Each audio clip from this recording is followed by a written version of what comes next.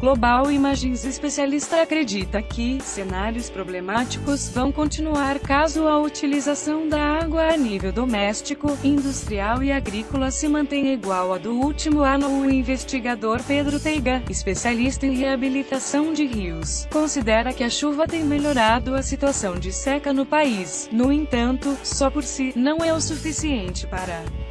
colmatar as necessidades hídricas, principalmente na região sul. Se olharmos para os campos, vemos como já estão verdejantes e a responder positivamente a estas chuvas, com alguns rios que podem entrar em situação de cheia e causar inundações, indicou à luz o investigador do Centro Interdisciplinar de Investigação Marinha e Ambiental, CEIMAR, da Universidade do Porto.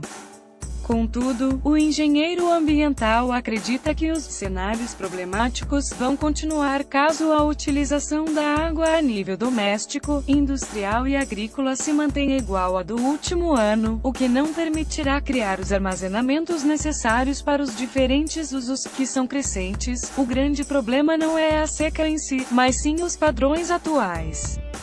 de utilização e as pressões exercidas sobre os cursos de água. Frisou, acrescentado que um agricultor vai continuar a regar o seu campo de milho quer se esteja em situação de seca ou em cenário de escoamento normal de água. O volume de água que vai utilizar para ter produtividade é que terá impacto no rio, esclareceu.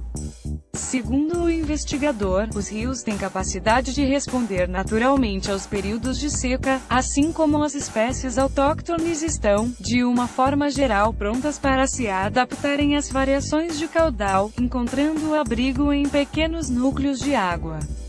O problema, no entanto, surge quando esses núcleos são utilizados para a agricultura ou para sistemas industriais, ficando a balança do equilíbrio hídrico altamente descompensada, com consequências graves nas espécies ribeirinhas. Existem várias espécies de peixes e de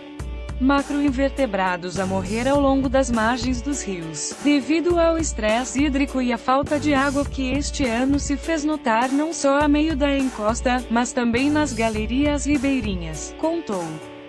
Pedro Teiga disse que, apesar de contribuir para contornar a situação de seca no país, enchendo açudes e albufeiras, a água das chuvas não deve ficar retida somente nesses locais, sendo também necessária para aumentar o caudal dos rios, responsável pela limpeza desses recursos, as descargas de poluição que ocorreram muitas vezes em período de verão em períodos de seca, e as pequenas lamas que ficam no fundo dos leitos precisam levantar e entrar na corrente, para que o rio faça o seu transporte, distribuição e autodepuração ao longo de todo o seu trajeto, desde a nascente até a foz, referiu o engenheiro ambiental. O especialista está atualmente envolvido na reabilitação de rios em diferentes zonas do país, nomeadamente em Pedrógão Grande, distrito de Leiria, um dos locais atingidos pelos incêndios do ano passado.